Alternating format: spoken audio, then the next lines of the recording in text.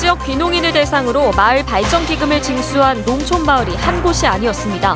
고흥군이 전수조사 결과 500여 마을 가운데 100개 가까운 마을이 발전 기금을 걷어왔습니다. 전라남도가 여수시에서 최근 떠오르고 있는 수소경제 선포식을 가졌습니다. 여수 산단의 인프라를 활용해 에너지 신산업을 육성하자는 얘긴데 해결해야 할 과제가 많습니다. 남중권 영호남 9개 시군이 여수와 경남 남해를 잇는 해저터널 건립을 촉구하고 나섰습니다. 이들 시군은 영호남 경제발전과 동서화합 차원에서 해저터널의 필요성을 강조했습니다. 올해 10월 여수에서 개최되는 세계 한상대회에 기대가 커지고 있습니다. 기존 대회와는 달리 지역 경제 효과를 최대화할 수 있는 행사로 치러지기 때문입니다.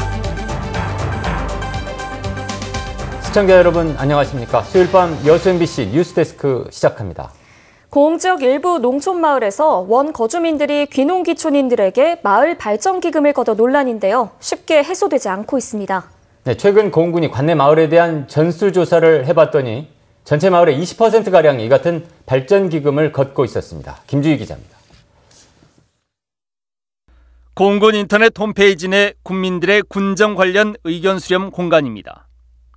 마을 원주민들이 귀농 귀촌인들에게 관행적으로 징수하고 있는 마을 발전 기금에 대한 문제점을 조목조목 따지는 글들이 잇따라 게시되어 있습니다.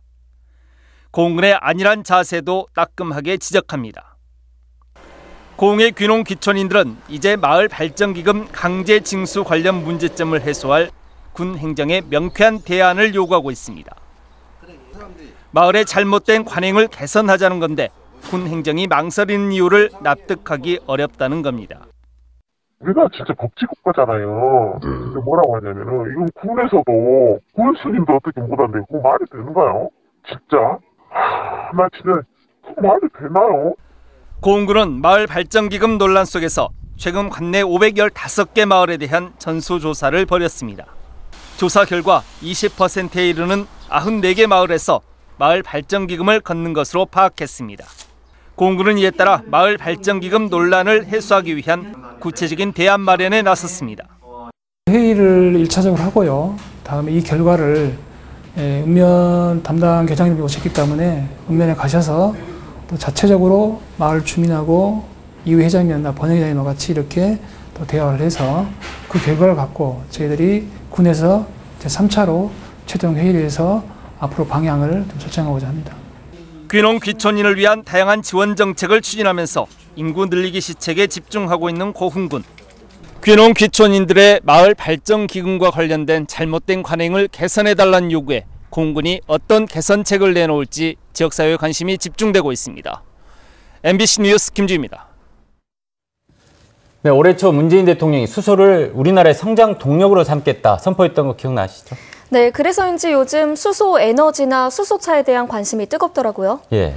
그런데 우리 여수가 전국에서 두 번째로 수소 발생량이 많은 도시라는 거 알고 계시나요? 그런가요? 네, 울산에 이어서 두 번째라는데요. 이런 인프라를 활용해서 여수와 전남을 우리나라의 수소 중심 도시로 만들자는 선포식이 오늘 있었습니다. 조희원 기자가 다녀왔습니다. 전라남도와 여수시가 수소에너지를 활용한 신산업 중심지로 도약을 시작했습니다. 오늘 열린 선포식에는 전남도와 여수시, 여수산단의 수소 관련 기업과 한국전력 등 다양한 기관이 참여했고 많은 시민이 모였습니다. 그리고 앞으로 이렇게 수소 경제, 수소 산업에서 세계적으로 3천만 개의 일자리가 생길 수 있다. 이래서 우리가 먼저 이렇게 전라남도 우리 여수시가 선정을 해서 일자리를 만들어낼 수 있도록. 전라남도는 광주를 수소에너지 연구개발 거점으로 삼고 서부의 풍부한 신재생에너지를 활용해 수소 생산에 나서겠다고 밝혔습니다. 특히 동부에서는 여수산단의 석유화학 공정에서 발생하는 부생수소를 활용하는 한편 산단 인근을 수소 연료전지 부품 특화 산단으로 만들 계획입니다. 전남에서는 다양한 방식으로 수소를 생산할 수 있어 국가 수소 경제의 든든한 초석이 될 수 있습니다. 여수시는 산단 인근에 관광시설과 연계한 시범도시를 조성하겠다고 화답했습니다. 수소를 생산하고 있는 국가 산단 인근 산학령 클러스터 단지와 휴양 관광시설 연계해서 생활융합단지 두 곳에 수소 시범지구를 조성해 나갈 계획입니다. 하지만 신중한 접근이 필요하다는 지적도 나오고 있습니다. 여수산단 9개 석유화학업체에서 생산되는 부생수소는 전국 2위 수준이지만 대부분 공정과정의 재활용에 잉여수소가 없는 실정입니다. 포스코 광양제철소 역시 공정에서 얻는 수소를 재활용하고 있어 부생수소가 아닌 신재생에너지 활용 방안에 집중해야 한다는 의견도 나옵니다. 장기적인 측면에서는 부생수소는 의미가 없어요. 그래서 신재생에너지를 이용한 그 수소, 이제 그린 수소라고 그러죠. 그게 이제 우리 광주 전남의 좀 아이덴티티라고 그럴까? 그래서 이제 방향이 맞는 거죠. 이제 막 첫 발을 떼기 시작한 전남 수소산업 육성 정책.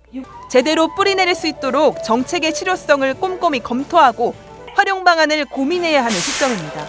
MBC 뉴스 조희원입니다. 당국이 올해 여수에서 개최될 세계 한상대회를 지역경제 효과를 극대화할 수 있는 방향으로 치르기로 했습니다. 전라남도는 오는 10월 22일부터 사흘 동안 여수 세계박람회장에서 개최될 제18차 세계 한상대회 해외 바이어 초청 수출 상담회와 투자 유치 설명회를 통합 개최하기로 했습니다. 또 전남 지역 산업과 문화를 고려한 관광 코스와 프로그램을 마련하고 숙박, 음식점의 위생과 안전 점검을 통해 지역의 관광 인프라를 널리 알리기로 했습니다. 지난 2002년 시작된 세계 한상대회는 세계 각국에 흩어진 천여 명의 재외동포 경제인과 국내 경제인이 함께하는 한민족 최대 경제 행사입니다. 김영록 전라남도지사가 고 노무현 대통령 서거 10주기를 앞두고 추모글을 올려 눈길을 끌고 있습니다.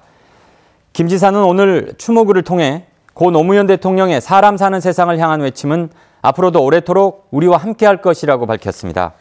또 고루 잘 사는 나라를 만들기 위해 뿌린 균형 발전의 씨앗이 지방 분권을 향한 정책의 흐름도 조금씩 앞으로 나아가게 하고 있다고 평가했습니다. 전남 여수와 경남 남해를 잇는 해저터널 건설을 요구하는 목소리가 높습니다.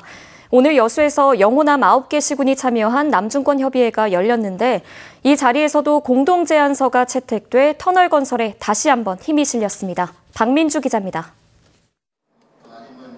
영호남 9개 시군 단체장들이 한자리에 모였습니다.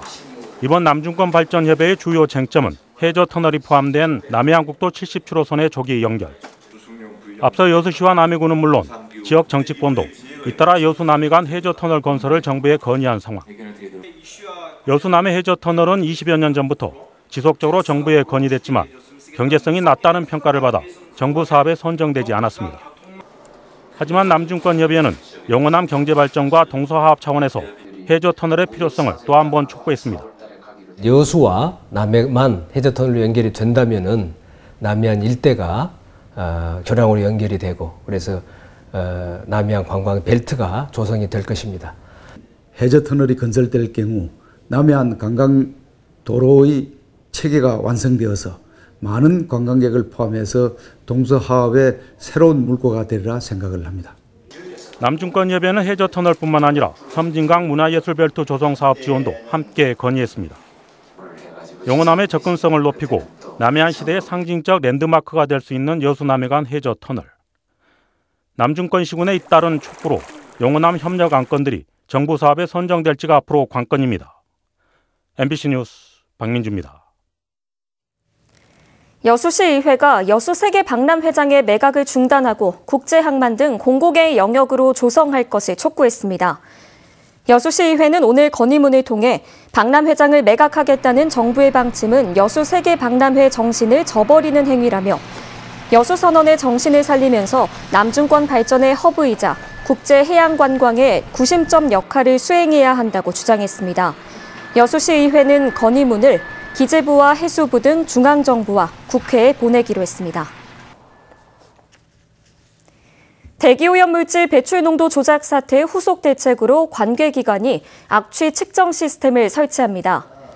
어제 열린 민관 거버먼스 2차 회의에서 전라남도 보건환경연구원은 주삼동과 원래동에 고정식 측정소를 신설하고 산단 내 취약지역과 민원 다발 지역에도 악취 측정기와 무인 포집기 30여 개를 설치하겠다고 밝혔습니다. 이와 함께 민관 거버넌스는 대기오염물질 측정치를 거짓으로 기록한 업체에 대해 우선 현장 확인을 진행하고 환경부 등의 합동 단속을 요구하기로 했습니다.